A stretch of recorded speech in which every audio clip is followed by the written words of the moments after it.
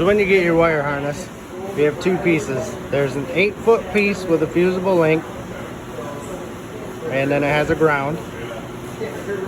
And then there is a button on the other side. And this is a 12-foot piece with the flat tube that hooks into your grapple. And then a ground. And then these two hook together. So on the 1050 ditch witch, we open the hood. There's your positive. There's your grounds.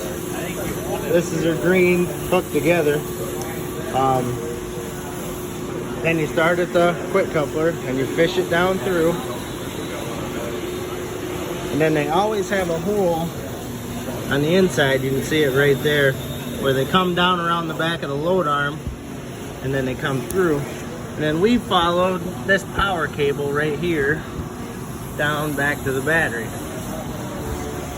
And then on this side, we have a cutout right here. We put our button in there.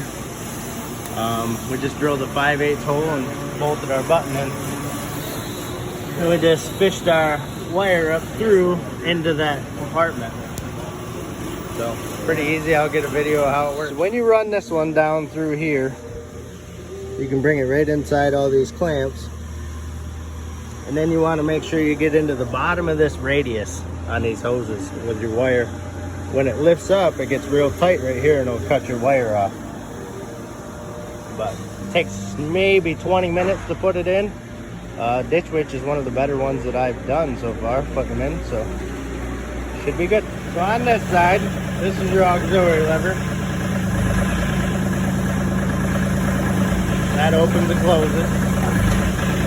Push this button, it should light up green to know that it's on. Then it'll rotate right and left, whichever way you push the lever. Push this button back off, back to open and close.